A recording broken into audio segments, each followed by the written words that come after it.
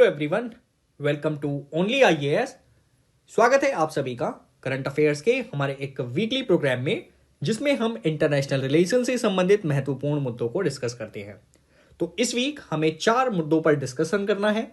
First issue is India and the war in Ukraine. तो Russia और Ukraine के बीच में जो वॉर चल रहा है उसको इंडिया किस तरीके से देखता है, रशिया का क्या व्यू पॉइंट है इसको लेकर, एंड वेस्टर्न कंट्रीज इसे किस तरीके से देखती हैं। तो अलग अलग एंगल से हम इस आर्टिकल को समझने की कोशिश करेंगे। उसके बाद दूसरा इंपॉर्टेंट आर्टिकल जो हमें डिस्कस करना है वो है इंडिया एंड पाकिस्तान के बीच में जो रिलेशंस हैं वो काफी ज्यादा मिनिमल हो चुके हैं प्रेजेंट कंडीशंस में। अब इसका क्या फ्यूचर हो सकता है, क्यों ये इंपॉर्टेंट है, पाकिस्तान का क्या रेलिवेंस है, इंडिया का क्या रेलिवेंस है इस पूरे क्षेत्र में, इन सभी मुद्दों को हमें यहाँ पे डिस्कस करना है। उसके बाद 2 अन्य महत्वपूर्ण आर्टिकल्स हैं इस week. First is counter terror diplomacy. अब देखिए, इसको मैं पहले ही आप लोगों के साथ डिस्कस कर चुका हूं, United nation counter terrorism committee. तो अगर किसी ने ये लेक्चर नहीं देखा है तो 11 डेज पहले ही मैंने इसको कवर किया था। आप लोग इसको अच्छे से वहां पे जाकर उसके नोट्स बना लीजिएगा एंड कवर कर लीजिएगा, ठीक है। एंड एक और मुद्दा है इंडिया की G20 प्रेसिडेंसी को लेकर। अब ये मुद्दा भी मैं आप लोगों के साथ पहले ही डिस्कस कर चुका हूं। आप अगर प्लेलिस्ट में जाकर देखेंगे तो वहां IR का जो फर्स्ट लेक्चर है उसमें ये मुद्दा मैंने आप लोगों के साथ डिस्कस किया था। जिन्होंने नहीं देखा है, अगेन इस मुद्दे को वहां पर जाकर आप लोग कवर कर लें। ये आपके एग्जामिनेशन पर्सपेक्टिव से काफी इंपॉर्टेंट है और मैंने इसमें आपको दिखाया भी था कि प्रीवियस ईयर में क्वेश्चन यहां पर पूछे गए हैं, ठीक है। चलिए ना शुरू करते हैं लेक्चर को। और उससे पहले छोटी सी इंफॉर्मेशन हमारे इनिशिएटिव के बारे में। देखिए, नवंबर मंथ लगभग आधा खत्म ही हो चुका है अब। तो आप लोग काफी परेशान भी हो रहे होंगे कि हमारे बहुत सारे सब्जेक्ट जो हैं वो तो कवर ही नहीं हुए, या जो सब्जेक्ट हमने कवर किए हैं उसको भी हम भूल गए हैं। तो ऐसी कंडीशन में हम कैसे एग्जाम दे पाएंगे, कैसे 2023 में प्रीलिम्स में अपीयर हों हम। तो ये सारी प्रॉब्लम्स को सॉल्व करने के लिए हम आप लोगों के लिए प्रारंभ बैच लेकर आ रहे हैं।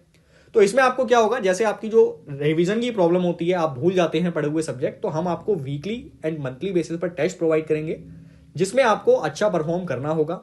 इसके अलावा हम आपको वेकअप ऑफिसर देंगे जो आपको याद दिलाएगा कि इस वीक आपको कौन से शेड्यूल को फॉलो करना है। अक्सर हम लोग शेड्यूल बनाते तो हैं लेकिन फॉलो नहीं हो पाता। तो इन सभी प्रॉब्लम्स को हम इस बैच के माध्यम से सॉल्व करेंगे। उसके बाद यहाँ पर 21 GS के बुकलेट्स भी आपको मिलेंगे। हम जब ये कोर्स खत्म हो जाएगा तो उसके बाद भी आप लोगों के साथ रहेंगे। देन आपको यहाँ अगर कोई क्वेरी हो इस कोर्स के रिगार्डिंग तो आप हमें मेल कर सकते हैं इस ID पर, आप हमें कॉल भी कर सकते हैं। और ये जो बैच है वो Hindi medium and English medium दोनों के लिए है, तो आप लोग इसको आराम से ज्वाइन कर सकते हैं, किसी भी तरीके की कोई समस्या आपको नहीं होगी। चलिए ना वापस आते हैं और डिस्कशन करते हैं अपने फर्स्ट आर्टिकल पर, that is India and the war in Ukraine. अब देखिए, इसमें 4-5 बिंदुओं पर हमें चर्चा करनी है। पहला बिंदु है बैकग्राउंड ऑफ वॉर। आखिर ये यूक्रेन में वॉर जो है वो स्टार्ट क्यों हो रहा है, इसको हम समझेंगे। इसके बाद हम देखेंगे इंडिया इस वॉर को किस तरीके से देखता है, क्या व्यू पॉइंट है इंडिया का। देन रशिया इसको किस तरीके से देख रहा है, रशिया ने क्या रेस्पॉन्ड किया इंडिया के व्यू पर। उसके बाद इंडिया के मीडिएशन रोल की बात करेंगे कि क्या इंडिया रूस और यूक्रेन के बीच में चल रहे युद्ध को सॉल्व करने में सक्षम है। यदि हां तो इंडिया के लिए क्या क्या यहां पर चुनौतियां सामने रहेंगी, कौन कौन सी चुनौतियां उपलब्ध रहेंगी। उसके बाद हम डिस्कशन करेंगे वे फॉरवर्ड, इसका क्या फ्यूचर हो सकता है, ठीक है। तो चलिए शुरू करते हैं बैकग्राउंड से। देखिए, बैकग्राउंड में हमें बहुत ज्यादा इतिहास में नहीं जाना है। जैसे बोल्शेविक क्रांति के टाइम पर अगर हम चले जाएं तो वो हिस्टोरिकल पर्सपेक्टिव हो जाएगा। जब आप वर्ल्ड हिस्ट्री पढ़ेंगे तो उसमें वो सारी चीजें आ जाएंगी। लेकिन हम बैकग्राउंड लेंगे 1991 और इसके पहले क्या चल रहा था, बिफोर एंड आफ्टर, ठीक है सर।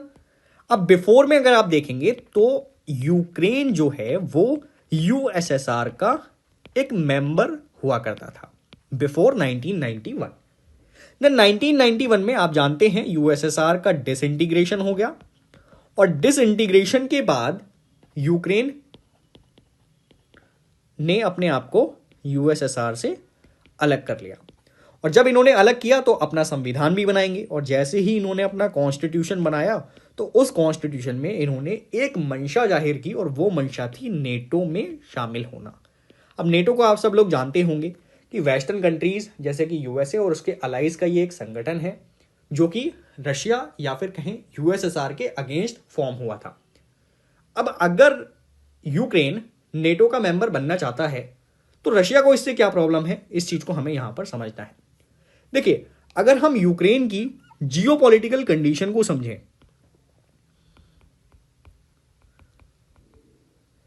Geopolitical condition. सो अब देखिए, ये जो टर्म है ना जियोपॉलिटिकल, ऐसे टर्म्स आपको एग्जाम में यूज करने हैं, ये काफी इंपॉर्टेंट होते हैं, इनसे आपको मार्क्स मिलते हैं। ठीक है, इसको हिंदी में कहेंगे भू राजनीतिक। तो भू राजनीतिक स्थिति अगर आप यूक्रेन की देखेंगे तो ये एक प्रकार का बफर स्टेट है। ठीक है सर, बफर स्टेट का क्या मतलब होता है? बफर स्टेट का मतलब होता है दो राइवल कंट्रीज के बीच में किसी तीसरी कंट्री का उपस्थित होना। तो ऐसी कंडीशन में अगर यूक्रेन नेटो को ज्वाइन करता है तो ये रशिया की संप्रभुता के लिए एक प्रकार की सीधी चुनौती है। क्यों? क्योंकि सर अगर यूक्रेन नेटो का पार्ट बना तो नेटो रशिया की सीमा पर आ जाएगा। इस पॉइंट को जहां मैं हाईलाइट कर रहा हूं, यहां ध्यान दीजिए। तो इस जगह पर नेटो की उपस्थिति हो जाएगी, और जैसे ही नेटो की उपस्थिति रशिया की सीमा के साथ हो जाएगी, वैसे ही नेटो के मेंबर्स यहां पर अपनी मिसाइल्स को तैनात करना शुरू कर देंगे। और जब मिसाइल तैनात होंगी तो बड़ी रशियन टेरिटरी इन मिसाइल्स के रेंज में आ जाएगी। तो रशिया के लिए एक प्रकार का सीधा सिक्योरिटी थ्रेट हो गया कि नहीं हो गया? ऑब्वियसली हो गया। उसके अलावा अगर यूक्रेन पर वेस्टर्न कंट्रीज का प्रभाव बढ़ता है तो एक और रीजन आप यहां पर देखेंगे जो स्ट्रेटेजिकली काफी इंपॉर्टेंट है, दैट इज ब्लैक सी। तो ये जो ब्लैक सी का रीजन है, इसमें भी वेस्टर्न कंट्रीज का प्रभाव बढ़ जाएगा, और ये ब्लैक सी रशिया के लिए स्ट्रेटेजिकली काफी इंपॉर्टेंट है। स्ट्रेटेजिकली काफी इंपॉर्टेंट है। क्यों इंपॉर्टेंट है? क्योंकि रशिया यहां से काफी ज्यादा एक तो व्यापार करता है, और इसके अलावा रशिया के यहां पर सिक्योरिटी कंसर्न भी है। क्योंकि अगर यहां वेस्टर्न कंट्रीज का प्रभाव बढ़ेगा तो वेस्टर्न कंट्रीज अपनी किसी भी सबमरीन के माध्यम से मिसाइल्स को टारगेट करने में सक्षम होंगी, और वो बड़ी रशियन टेरिटरी को टारगेट कर पाएंगी। तो ये भी रशिया की सिक्योरिटी के लिए काफी बड़ा खतरा हो जाएगा। इसीलिए रशिया जो है वो यूक्रेन को लेकर काफी ज्यादा सतर्क रहता है। लेकिन यूक्रेन अपनी मंशा को काफी ज्यादा एग्रेसिवली प्रमोट कर रहा था, और 2014 के बाद काफी ज्यादा इन्होंने कोशिश की नेटो का मेंबर बनने के लिए। तो रशिया ने फिर फाइनली फरवरी 2022 में यूक्रेन के ऊपर अटैक कर दिया, अपनी सुरक्षा को ध्यान में रखते हुए। तो ये है इस वॉर का बैकग्राउंड। ठीक है, अब देखिए, ये जो बैकग्राउंड है आपको वैसे भी ध्यान में रखना है। आप यूपीएससी एस्पिरेंट हैं, इन जनरल भी अगर आपको पूछ दे कोई कि रशिया और यूक्रेन के बीच में ये वॉर क्यों चल रहा है, क्या इसका बैकग्राउंड है, तो आप लोगों को पता होना चाहिए। ठीक है, चलिए ना बात करते हैं इंडिया के व्यू पॉइंट की, कि आखिर इंडिया इस वॉर को किस तरीके से देखता है। देखिए, इंडिया का पहला पॉइंट तो ये है कि सर पूरा वर्ल्ड आपस में इंटरडिपेंडेंट है, सारी इकोनॉमीज एक दूसरे से जुड़ी हुई हैं। सो इसका मतलब ये हुआ कि अगर वर्ल्ड के किसी भी कोने में किसी दो कंट्री के बीच में वॉर होती है तो इसका सीधा इंपैक्ट वर्ल्ड की किसी अदर इकोनॉमी पर जरूर पड़ेगा। और यही हम प्रेजेंटली महसूस कर रहे हैं कि इस समय वर्ल्ड एक रिसेशन की कगार में आ चुका है। अमेरिका में मंदी की संभावना बनी हुई है, इंडियन जो शेयर मार्केट है उस पर भी काफी निगेटिव इंपैक्ट पड़ रहा है इन चीजों का। तो सब जो है इंटरडिपेंडेंट है, कोई भी कंट्री आजकल के टाइम में बिना किसी सपोर्ट के इकोनॉमिक ग्रोथ नहीं कर सकता। ठीक है, तो इंडिया इस चीज को यहां पे एक तो देख रहा है। दूसरा, इंडिया इस वॉर को ग्लोबल साउथ के पर्सपेक्टिव से भी देख रहा है ना। ग्लोबल साउथ के पर्सपेक्टिव का मतलब क्या है सर? ग्लोबल साउथ का मतलब होता है developing and least developed countries, है ना। इसको हिंदी में बोलेंगे अविकसित और विकासशील देशों का लीडर है इंडिया। अब लीडर कैसे है सर? लीडर हम स्टार्टिंग से ही हैं, क्योंकि जब हम आजाद हुए थे तभी हमने नैम की पॉलिसी चलाई थी, नॉन अलाइन मूवमेंट, और थर्ड वर्ल्ड कंट्रीज का को हमने लीड किया था कि वो किसी भी कंट्री के खेमे में ना जाए, ना तो वो अमेरिका के खेमे में जाए और ना ही वो रूस के खेमे में जाए। ठीक है, तो अब लीडर होने के नाते हमें इस वॉर में अपने थर्ड वर्ल्ड कंट्रीज का ध्यान रखना है। तो इंडिया क्या बोल रहा है? इंडिया बोल रहा है कि इस वॉर का सबसे ज्यादा negative impact third world countries पर पड़ रहा है, और वो 3 रीजन से पड़ रहा है। क्यों? बिकॉज ऑफ फूड, क्योंकि यूक्रेन फूड का एक लार्जेस्ट सप्लायर है। ऐसी कंडीशन में वॉर की वजह से यूक्रेन एक्सपोर्ट नहीं कर पाएगा, जिसका सीधा इंपैक्ट थर्ड वर्ल्ड कंट्रीज पे पड़ेगा। उनके लिए फूड अफोर्ड करना महंगा हो जाएगा। Second thing, fertilizer. तो सर फर्टिलाइजर से कैसे इंपैक्ट पड़ेगा? फर्टिलाइजर के प्राइस जो हैं वो भी इस वॉर की वजह से महंगे हो रहे हैं, जिसकी वजह से खाद्यान्न की कीमत में लगातार बढ़ोतरी हो रही है, और ये भी थर्ड वर्ल्ड कंट्रीज को काफी ज्यादा अफेक्ट करेगी। उसके बाद फ्यूल शॉर्टेज, इस वॉर की वजह से क्रूड ऑयल के प्राइस लगातार बढ़ रहे हैं और इसका सीधा impact again third world countries पे पड़ेगा। जो गरीब होते हैं सबसे ज्यादा निगेटिव इंपैक्ट उन्हीं का पड़ता है इन चीजों का। ठीक है, तो ये हो गया हमारा सेकंड पर्सपेक्टिव। उसके बाद थर्ड पर्सपेक्टिव की बात करें तो इंडिया हमेशा से ही peace, respect, international law and UN charter का समर्थन करता है। आप लोग जानते भी होंगे कि इंडिया यूनाइटेड नेशन का एक फाउंडिंग मेंबर है, तो फाउंडर होने के नाते इंडिया को ऑब्वियसली यूनाइटेड नेशन के चार्टर को सपोर्ट करना ही चाहिए और हम करते भी हैं। उसके बाद आपने एक पॉलिसी सुनी होगी, जब हमने इंडिपेंडेंस चुना तो इंडिपेंडेंस के बाद हमने अपनी फॉरेन पॉलिसी को चुना था और उस फॉरेन पॉलिसी का नाम था पंचशील। और इसमें 5 सिद्धांत थे, जिसमें मैं 2 आपको बता दे रहा हूं जो हमारे इस आर्टिकल से रिलेट करने हैं आपको। First is mutual respect. ठीक है सर, तो हम पहले से ही म्यूचुअल रेस्पेक्ट की बात करते हैं। मतलब इसका यह हुआ कि हमारे जो पड़ोसी देश हैं, जो कंट्रीज हैं अदर्स, उनकी टेरिटरी को हमें सपोर्ट करना है, उनकी रेस्पेक्ट करनी है, उनकी सॉवरेनिटी को हमें सपोर्ट करना है। एंड सेकेंड थिंग यहां पर था पीसफुल को एग्जिस्टेंस। ठीक है, पीसफुल को एग्जिस्टेंस का मतलब है 2 कंट्रीज के बीच में किसी तरीके से फाइट ना हो, दोनों शांति व्यवस्था बनाए रखें और अपनी प्रगति को कंटिन्यू रखें। ठीक है, तो हमेशा से हमको इसको सपोर्ट करते आए हैं, तो आज भी इंडिया इसी व्यू पॉइंट के साथ इस रशिया यूक्रेन वॉर को देखता है और कोशिश करता है कि इन दोनों कंट्रीज के बीच में पीस, रेस्पेक्ट, इंटरनेशनल लॉ ये सब बना रहे। उसके बाद अगला व्यू पॉइंट क्या है इंडिया का? इंडिया यहां पर चिंता तो जाहिर करता है इस वॉर को लेकर, लेकिन इंडिया ने कभी भी रशिया को डायरेक्टली कंडेम नहीं किया, उसकी आलोचना नहीं की, क्योंकि रशिया के साथ हमारे रिलेशन काफी अच्छे हैं। ऐसे में इस वॉर को कंडेम करने की वजह से इंडिया और रशिया के रिलेशंस काफी ज्यादा प्रभावित हो जाएंगे, तो हमने ऐसा बिल्कुल नहीं किया है। ये हमारे नेशनल इंटरेस्ट के अगेंस्ट हो जाएगा। इसके बाद मैं इसका एग्जाम्पल भी देता हूं आपको, कैसे इंडिया ने इसको जो है सक्सेसफुली मैनेज किया डिप्लोमेटिक तरीके से। तो यूनाइटेड नेशन में एक बार वोटिंग हुई थी रशिया के अगेंस्ट, इस इन्वेजन के अगेंस्ट, तो उसमें इंडिया ने एब्सटेन कर लिया था, इंडिया ने पार्टिसिपेट ही नहीं किया। तो ये हमारा डिप्लोमेटिक मूव है। ओके, हम अपने बेहतर रिलेशन चाहते हैं रशिया के साथ, और रशिया हमारा सबसे ट्रस्टेड फ्रेंड भी रहा है स्टार्टिंग से ही, जब से हम आजाद हुए हैं। अब लास्ट व्यू पॉइंट क्या है? लास्ट व्यू पॉइंट अगेन वही है कि हम दूसरी कंट्री की सॉवरेनिटी एंड टेरिटोरियल इंटीग्रिटी का सपोर्ट करते हैं। इसको भी आप कनेक्ट करेंगे peaceful coexistence and mutual respect के साथ। ठीक है सर, तो इंडिया का शुरू से ही ये स्टैंड यहां पे रहा है। तो ये हो गया इंडिया का view point. Then next thing, India's mediating role. Sir अगर मीडिएटिंग रोल की बात करें तो इंडिया कैसे मीडिएट कर सकता है, क्या इंडिया इतना सक्षम है? तो 4-5 पॉइंट्स हैं जिन पर हमें ध्यान देना है और ये इंडिया के मीडिएटिंग रोल को डिसाइड कर सकते हैं।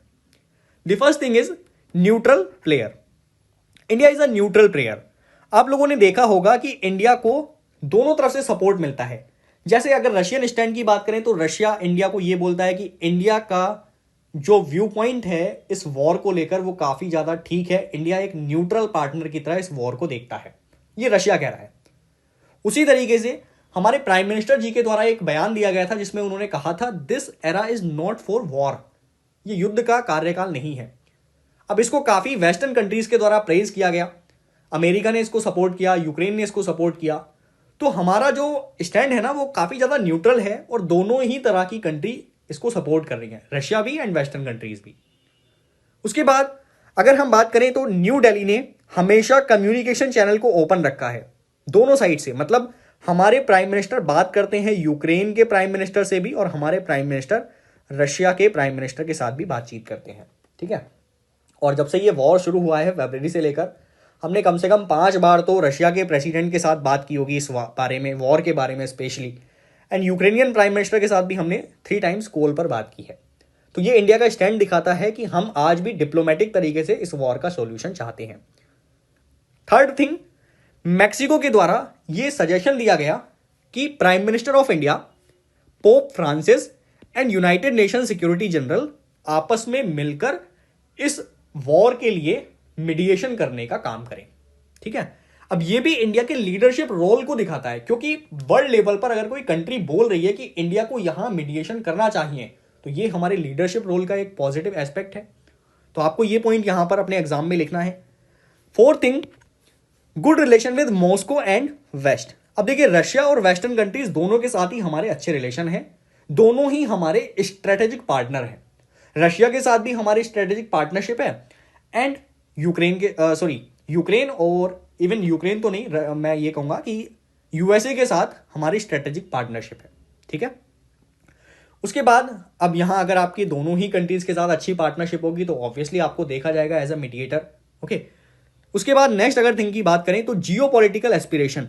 देखिए, इंडिया की अपनी जियो पॉलिटिकल एस्पिरेशन भी है कुछ। सर, जियो पॉलिटिकल एस्पिरेशन का मतलब क्या होता है? इसका मतलब होता है India United nation security council में परमानेंट सीट चाहता है, और परमानेंट सीट मिलने के लिए आपको कुछ आधारों पर काम करना पड़ेगा। जैसे वर्ल्ड में अगर कहीं कॉन्फ्लिक्ट हो तो उस कॉन्फ्लिक्ट में यदि आप पीस बनाने में सक्सेसफुल हो जाते हैं तो ये आपकी दावेदारी को काफी ज्यादा बढ़ा देता है।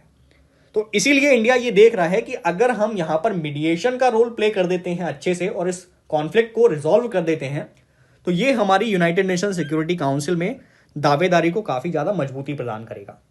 And the last stand is successful diplomatic involvement earlier.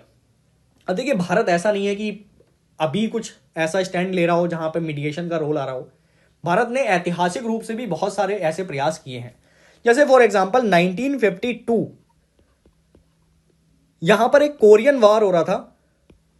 इस कोरियन वॉर को रिजॉल्व करने में इंडिया ने काफी ज्यादा सपोर्ट किया था। यह आपको एग्जामिनेशन में लिखना है। उसके बाद एक नेगेटिव इंपैक्ट भी बता देता हूं। ऐसा नहीं है कि हमेशा पॉजिटिव ही इन्वॉल्वमेंट रहा है इंडिया का मीडिएशन के लेकर, यहां नेगेटिव भी इन्वॉल्वमेंट रहा है। जैसे अगर हम अपने पड़ोसी की बात करें तो श्रीलंका में एक बार सिविल वॉर हुआ था, और इस सिविल वॉर के दौरान इंडिया ने हेल्प करने की कोशिश की थी, लेकिन आप लोग जानते हैं उस दौरान इंडिया का काफी ज्यादा नुकसान हुआ था, ट्रूप्स को काफी ज्यादा नुकसान हुआ था, और हम वहां के सिविल वॉर को सक्सेसफुली शांत नहीं कर पाए थे।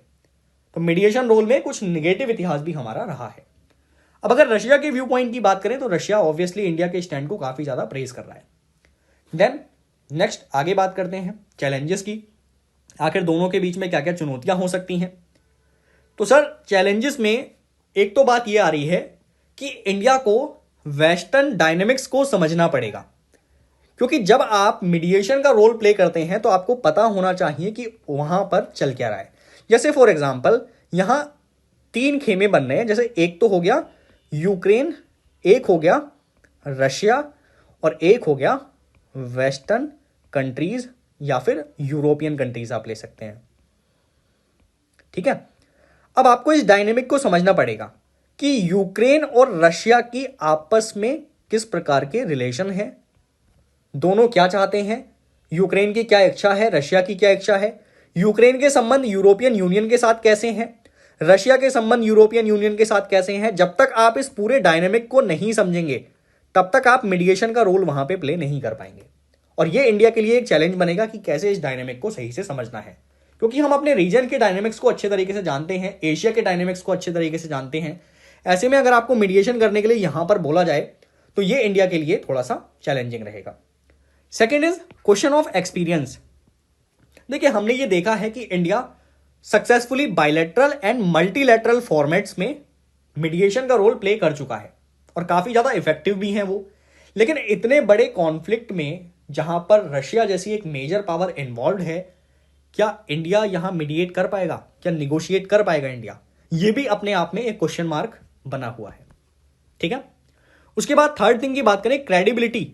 सर, क्रेडिबिलिटी का एक बड़ा यहां पर इशू बन के आ रहा है। क्यों? क्योंकि वेस्टर्न कंट्रीज ये देख रही हैं कि इंडिया रशिया के काफी ज्यादा क्लोज है, और वेस्टर्न कंट्रीज के क्रिटिसिज्म के बाद भी इंडिया के द्वारा रशिया से लगातार ऑयल इंपोर्ट किया जा रहा है।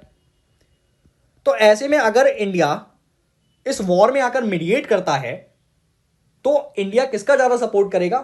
वेस्टर्न कंट्रीज को लगता है कि इंडिया रशिया का ज्यादा सपोर्ट करेगा। तो ऐसे में क्रेडिबिलिटी को लेकर एक प्रॉब्लम यहां बनी हुई है। उसके बाद रिस्क टेकिंग एबिलिटी। देखिए, हमारे पास रिस्क टेकिंग एबिलिटी तो है, क्योंकि जब पाकिस्तान ने हमारे ऊपर टेरर अटैक कराया था तो हमने बदले में उनको सर्जिकल स्ट्राइक दिया, और सर्जिकल स्ट्राइक के द्वारा हमने अपनी रिस्क टेकिंग कैपेबिलिटी को शो किया कि हम वॉर जैसा जोखिम भी उठा सकते हैं अगर आपने हमारी टेरिटरी पर किसी भी तरीके से कोई भी नुकसान पहुंचाने की कोशिश की तो।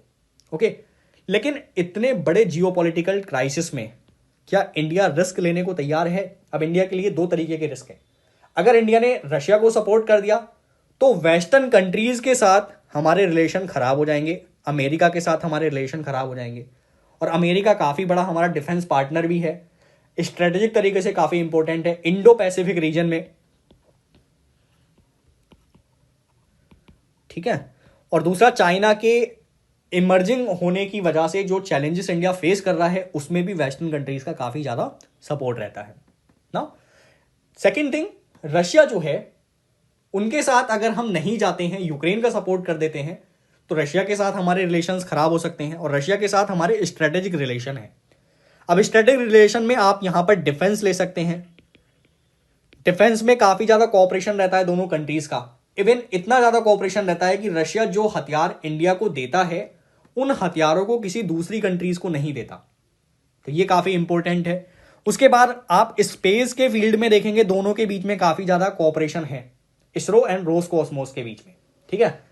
उसके अलावा आप यहां पर डिफेंस के सेक्टर में देख लिया आपने, टेक्नोलॉजी के सेक्टर में भी आप देखें, टेक्नोलॉजी ट्रांसफर भी करता है रशिया।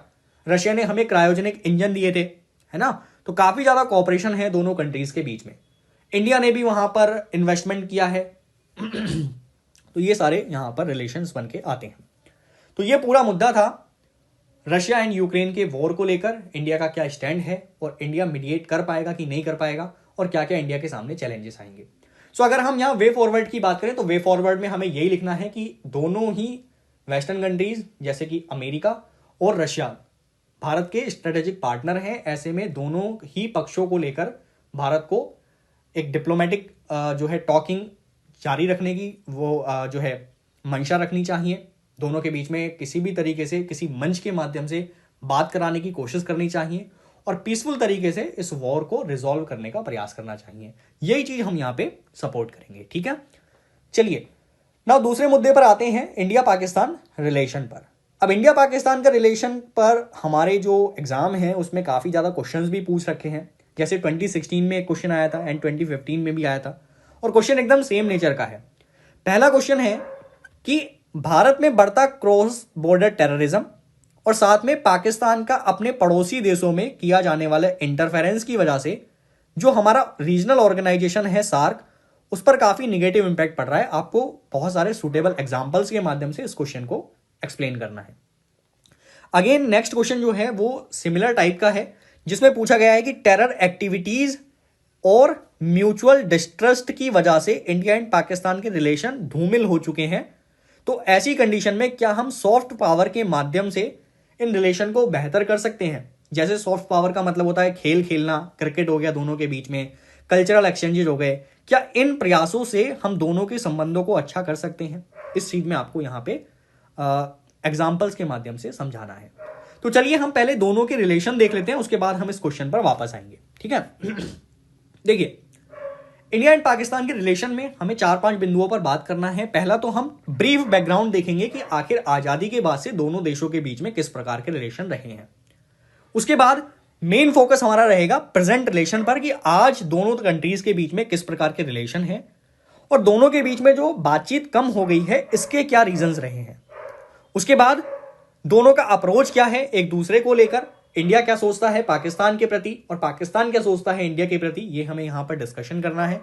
एंड देन उसके बाद हम वे फॉरवर्ड देखेंगे कि आखिर इन दोनों के रिलेशंस का क्या फ्यूचर होना चाहिए। फाइन, तो चलिए पहले बात करते हैं बैकग्राउंड पर।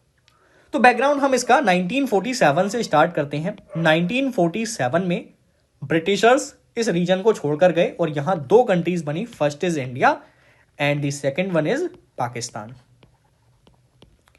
अब जैसे ही दोनों कंट्रीज आजाद हुई इनके बीच में काफी ज्यादा इश्यूज आने लगे, काफी ज्यादा प्रॉब्लम्स आने लगी। अब इन इश्यूज में एक तो आप ले सकते हैं सर माइग्रेशन हो गया, क्योंकि पहले तो ये दोनों क्षेत्र जो हैं वो एक ही हुआ करते थे, फिर अलग अलग देश बन गए, तो कुछ लोग पाकिस्तान से इंडिया आने लगे, कुछ इंडिया से पाकिस्तान जाने लगे, तो इस तरीके की प्रॉब्लम्स यहां पर देखी गई। उसके बाद दूसरी प्रॉब्लम क्या है सर? दूसरी प्रॉब्लम यह है कि 1947 में ही पाकिस्तान के द्वारा कश्मीर पर अटैक कर दिया गया और यह हमारी सॉवरेनिटी को चैलेंज है। तो ऐसे में यहां से ही रिलेशन खराब होना शुरू हो गए। उसके बाद मेजर मेजर इवेंट्स की बात करें तो 1971 में फिर से पाकिस्तान के साथ हमारा वॉर हुआ और पाकिस्तान ने सीधे आमने सामने की लड़ाई करने की कोशिश की थी और आप जानते ही हैं कि 90,000 पाकिस्तान के सैनिकों को हमने सरेंडर करवाया था। तो ये काफ़ी ज़्यादा क्षति होती है पाकिस्तान को आज भी इस वॉर के बारे में जानने के बाद। ओके, चलिए नेक्स्ट फोर्थ अगर मैं बात करूं तो आप जानते हैं कि 1999 में कारगिल हुआ था और उसके बाद एक और चीज़ में मैं आपको बात करूं, जब 1971 में, उसके बाद 1965 मैंने यहाँ पर छोड़ दिया, 1965 के वॉर को आप ले सकते हैं। तो इन सब वॉर में जब पाकिस्तान को लगातार भारत के साथ आमने सामने हार मिली ना, तो पाकिस्तान ने अपनी स्ट्रेटेजी में चेंज कर दिया और पाकिस्तान इंडिया के खिलाफ गुरिल्ला वॉरफेयर करने लगा। गुरिल्ला वॉरफेयर का मतलब होता है यहां पर सीधे तरीके से बॉर्डर पर लड़ाई नहीं होगी। पाकिस्तान या तो ट्राइबल के वेश में जाकर इंडिया में अटैक करेगा या फिर टेरर एक्टिविटीज के माध्यम से भारत में अटैक करने की कोशिश करेगा। तो ये टैक्टिक्स पाकिस्तान के द्वारा अपनाई जाने लगी। ओके, देन अगर हम प्रेजेंट रिलेशंस की बात करें तो हमें बात करनी है बेसिकली 2014 से, क्योंकि न्यू गवर्नमेंट यहां पर बनी थी और उसके क्या स्टैंड रहे हैं इस चीज को हमें समझना है। अब देखिए, अगर आपके कुछ प्रीजुडाइसिस हैं पहले से किसी गवर्नमेंट को लेकर तो इसमें हम कुछ नहीं कर सकते, लेकिन आपको एग्जामिनेशन पर्सपेक्टिव से सोचना है तो बायस्ड ओपिनियन मत रखिएगा, आपको प्रेजेंट रिलेशंस को समझना है। देखिए, ऐसा नहीं है कि हमारी प्रेजेंट गवर्नमेंट हमेशा से पाकिस्तान को लेकर काफी ज्यादा निगेटिव रही है या पाकिस्तान से बातचीत नहीं करना चाहती है, ऐसा बिल्कुल नहीं है। क्योंकि जब हमारे न्यू प्राइम मिनिस्टर बने थे 2014 में, तो हमारे प्राइम मिनिस्टर ने इनवाइट किया था पाकिस्तान के प्राइम मिनिस्टर को, और पाकिस्तान के प्राइम मिनिस्टर इंडिया में आए भी थे हमारे प्रधानमंत्री जी के शपथ समारोह में। उसके बाद 2015 में हमारे प्रधानमंत्री जी पाकिस्तान में अचानक से उतर गए थे कॉन्ग्रेचुलेट करने के लिए, हैप्पी बर्थडे बोलने के लिए पाकिस्तान के प्रधानमंत्री को। उसके बाद 2015 में ही एनएसए की बैठक भी हुई थी दोनों कंट्रीज के बीच में, है ना, नेशनल सिक्योरिटी एडवाइजर की आपस में बैठक भी हुई थी। लेकिन इसके बदले पाकिस्तान ने हमें क्या दिया? पाकिस्तान ने 2015 में ही हमारे ऊपर एक अटैक करवाया जिसका नाम था पठानकोट अटैक। तो यहां एयर बेस पर अटैक करा दिया गया था। उसके बाद पाकिस्तान फिर नहीं रुका। इंडिया सोच रहा था कि रिलेशन ठीक हो जाएंगे, कोई बात नहीं, चलो एक्टिविटी हो गई, कोई परेशानी नहीं है, पाकिस्तान कंट्रोल करने की कोशिश करेगा इन एक्टिविटीज को। देन सितंबर 2015 में पाकिस्तान के द्वारा उरी अटैक करा दिया गया। फिर इंडिया पॉजिटिव था कि चलो ठीक है, कोई बात नहीं, पाकिस्तान कोशिश करेगा ऐसी एक्टिविटीज फिर से ना हो। उसके बाद 2019 में पुलवामा अटैक कराया गया और पुलवामा अटैक काफी बड़ा था जिसमें हमारे कई सारे जवान शहीद हुए। तो अब इंडिया ने अपने स्टैंड को चेंज कर दिया। और इंडिया ने किस तरीके से रेस्पॉन्स किया इस पूरी इशू को देखकर? इंडिया ने एक तो की सर्जिकल स्ट्राइक पुलवामा के बाद, और इंडिया का स्टैंड यहां से कंप्लीटली चेंज हो जा रहा है और अब इंडिया ये बोल रहा है कि टेररिज्म के साथ हमारी जीरो टॉलरेंस पॉलिसी रहेगी।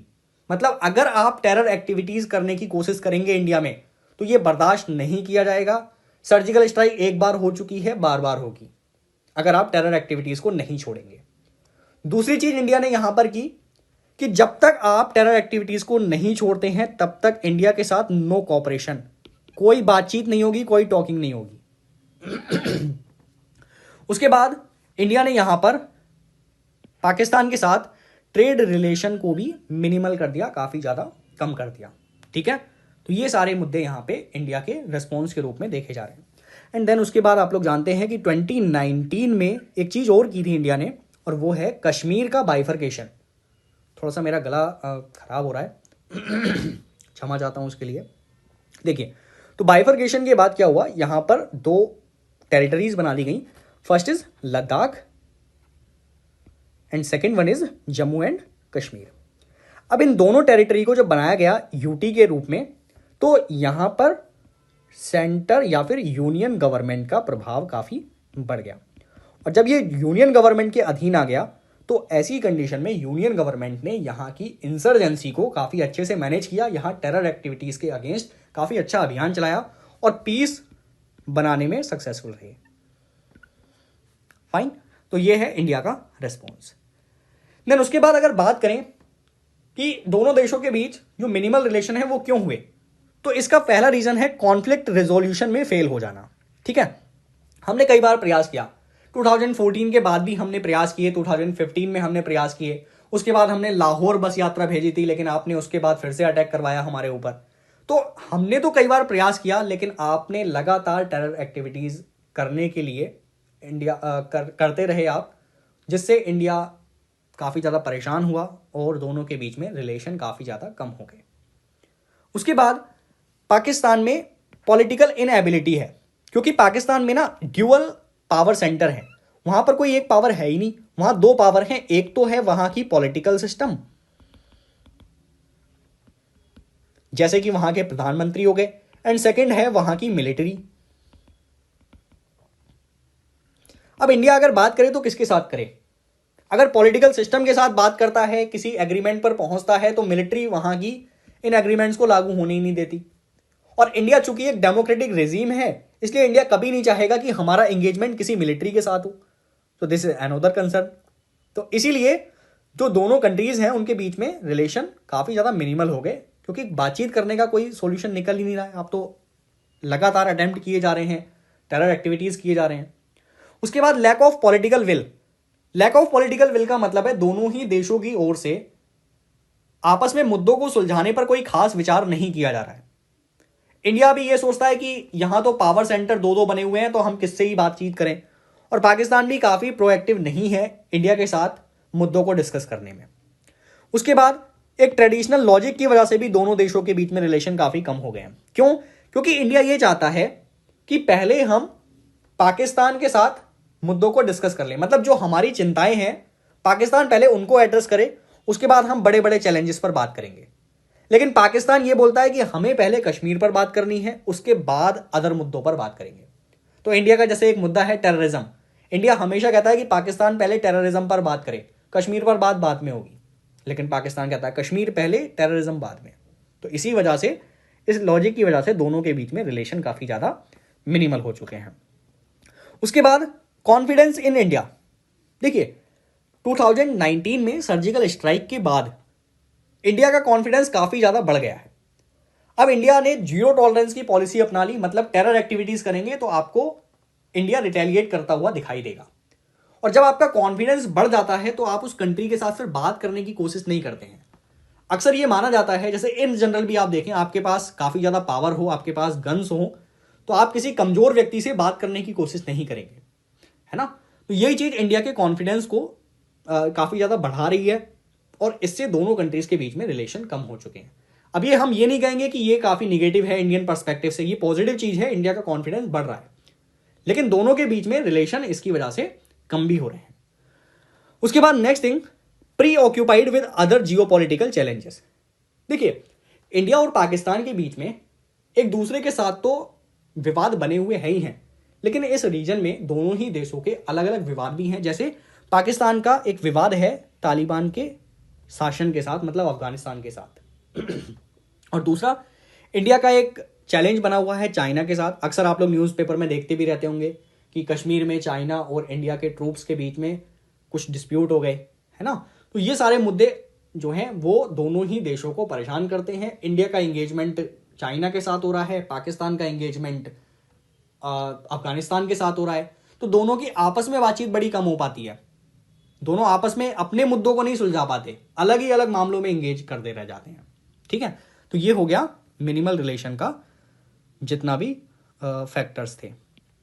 उसके बाद approach of India and Pakistan. देखिए कहीं ना कहीं दोनों देशों की अप्रोच भी इन नेगेटिव या कहें मिनिमल रिलेशन के लिए उत्तरदायी हैं। जैसे कि यहां पर क्लिनिकल अप्रोच को अब अपना लिया गया है दोनों ही कंट्रीज के द्वारा। नाउ क्लिनिकल अप्रोच का मतलब क्या होता है? दोनों ही देश अर्जेंट अटेंशन वाले मुद्दों पर तो बातचीत करने को तैयार हैं, लेकिन जो स्थायी समाधान है दोनों के बीच विवाद का, उस पर बात करने को तैयार नहीं है। जैसे एक अर्जेंट अटेंशन का मुद्दा आप ले सकते हैं क्लाइमेट चेंज, इससे पाकिस्तान भी परेशान होगा, इंडिया भी परेशान होगा, तो इस मुद्दे पर दोनों बातचीत करने को तैयार है। लेकिन बॉर्डर डिस्प्यूट को लेकर दोनों कंट्रीज बात करने को तैयार नहीं है, टेररिज्म को लेकर दोनों कंट्रीज बात करने को तैयार नहीं है। So this approach is known as clinical approach. उसके बाद the next point is focus on conflict management. दोनों देशों के बीच में कॉन्फ्लिक्ट मैनेजमेंट को लेकर थोड़ा सा कम फोकस किया जा रहा है। जैसे कि जब भी कश्मीर का डिस्कशन होता है तो टेररिज्म आ जाता है, टेररिज्म का डिस्कशन होता है तो कश्मीर आ जाता है। तो ये जो परेशानियां हैं ये लगातार बनी हुई हैं। उसके बाद इंडिया ये सोचता है कि इंडिया ने पाकिस्तान के साथ जो स्टैंड लिया हुआ है ये काफ़ी यूजफुल प्लेटफॉर्म है। यूजफुल प्लेटफॉर्म कहने का मतलब है कि इंडिया पाकिस्तान के साथ जो बात नहीं करने की अप्रोच अपना रहा है वो इंडिया के लिए पॉजिटिव है, क्योंकि इसके बाद दो चीज़ें हुई हैं। एक तो सीज फायर एग्रीमेंट रुक गए हैं सॉरी सीज फायर एग्रीमेंट हुए हैं, मतलब सीज फायर का वायलेशन बहुत कम हो गया है। और दूसरा, जम्मू कश्मीर रीजन में एक शांति व्यवस्था बन चुकी है। तो ऐसे में भारत सोच रहा है कि अगर हम पाकिस्तान के साथ इसी तरीके की अप्रोच को लेकर चलें तो एक तो जम्मू कश्मीर में पीस बनी रहेगी और दूसरा जो सीज फायर वायलेशन होता है वो भी रुक जाएगा। फाइन। तो ये है इंडिया और पाकिस्तान का रिलेशन और उसके रीजंस कि आखिर ये क्यों मिनिमल हो चुके हैं। ठीक है। अब थोड़ी सी बात कर लेते हैं PYQs पर।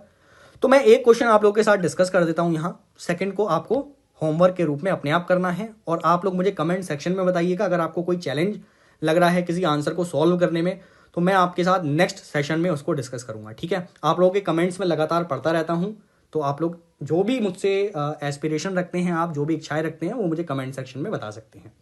देखिए पहले क्वेश्चन की बात करें तो क्रॉस बॉर्डर अटैक और साथ में पाकिस्तान का जो इंटरफेरेंस हो रहा है दूसरी कंट्रीज में उसकी वजह से सार्क अफेक्ट हो रहा है, इसी को आपको यहां पे बताना था। इसमें आपको स्टार्ट कैसे करना है, इंट्रो के रूप में आप क्या लिखेंगे, इंट्रो के रूप में आप लिखिए सार्क। ठीक है। तो सार्क की परिभाषा लिखिए, इसके ऑब्जेक्टिव्स लिख लीजिए कि किस ऑब्जेक्टिव से इसको बनाया गया था, 2-3 लाइंस में आपको ये लिखना है। उसके बाद जब आप बॉडी पर आएंगे तो बॉडी पर आपको कुछ एग्जांपल्स देने हैं। देखिए सूटेबल एग्जांपल्स, तो सूटेबल एग्जांपल्स में आप ये देंगे कि कैसे क्रॉस बॉर्डर टेररिज्म हो रहा है। CBT मतलब क्रॉस बॉर्डर टेररिज्म। तो आप इंडिया का उरी का एग्जांपल ले सकते हैं, आप पठानकोट का एग्जांपल ले सकते हैं। उसके अलावा ये तो हो गया इंडिया में। देन पाकिस्तान क्या करता है, पाकिस्तान नेबर कंट्रीज में हस्तक्षेप करने की भी कोशिश करता है, जैसे कि बांग्लादेश में 2016 में एक टेरर अटैक हुआ था, उसमें पाकिस्तान का हाथ था। इसके अलावा अगर मैं आपको अफगानिस्तान की बात बताऊं तो अफगानिस्तान में पाकिस्तान तालिबानी गवर्नमेंट को सपोर्ट करता है। वहां पर पाकिस्तान एक डिफरेंट टाइप की पॉलिसी चला रहा है कि कुछ आतंकवादी अच्छे होते हैं, कुछ आतंकवादी बुरे होते हैं। सर ये किस तरीके की पॉलिसी है, टेररिज्म तो टेररिज्म है ना। तो अफगानिस्तान को लेकर भी यहां पाकिस्तान के द्वारा हस्तक्षेप किया जाता है। तो इसमें आप सूटेबल एग्जांपल्स ये यहां पे लिख सकते हैं। उसके बाद जब फाइनली आप कंक्लूजन लिखेंगे, कंक्लूजन में आपको ये लिखना है। देखिए मैं कई बार ये देखता हूं कि इंटरनेशनल रिलेशन में बच्चे अक्सर एक गलती करते हैं, जहां पर सार्क की बात आती है वो अल्टरनेटिव्स बताने लगते हैं कि भारत को क्या करना चाहिए, अगर सार्क एक्टिव नहीं हो रहा है तो बिम्स्टेक में कोशिश करनी चाहिए, BBIN जैसे क्षेत्रीय समूहों पर फोकस करना चाहिए। ऐसा आंसर आपको नहीं लिखना है, क्योंकि सार्क का कोई अल्टरनेटिव नहीं हो सकता। तो आपको सार्क को ही सपोर्ट करना है। आप ये कोशिश करिए कि वहां पर लिखने की मतलब आपका अप्रोच ऐसा हो जिसमें सार्क को सपोर्ट मिल रहा हो। फॉर एग्जाम्पल आप यहां पर लिखिए कि भारत को लगातार पाकिस्तान के साथ बातचीत करने के माध्यम से सभी कंट्रीज के बीच में टेरिटोरियल इंटीग्रिटी को बढ़ाना, टेरिटोरियल आप कह सकते हैं कि इंगेजमेंट को बढ़ाने का प्रयास करना चाहिए। तो इस तरीके की चीजें आप वहां पर लिखें। कभी भी सार्क का ऑल्टरनेटिव बता के आपको कंक्लूजन नहीं लिखना है। ठीक है। तो इस तरीके से एक कंक्लूजन दे दीजिएगा, आपका ये पूरा आंसर कंप्लीट हो जाएगा। फाइन। और जो दूसरा क्वेश्चन है ये आपके लिए होमवर्क है। अगर आपसे नहीं होगा तो आप मुझे कमेंट सेक्शन में बता दीजिएगा। देन नेक्स्ट सेशन में मैं आप लोगों के साथ ये डिस्कस कर लूंगा। और एक खुशखबरी भी है आप लोगों के लिए कि मैं साइंस टेक का भी वीकली प्रोग्राम आप लोगों के लिए लॉन्च कर रहा हूँ बहुत जल्दी, तो वो भी 1-2 दिन में आपको मिल जाएगा। तो चलिए कैसा लगा आपको सेशन, आप लोग मुझे कमेंट सेक्शन में जरूर बताइएगा। इसको यहाँ पर एंड करते हैं और मिलते हैं न्यू सेशन में न्यू टॉपिक्स के साथ। Thank you so much.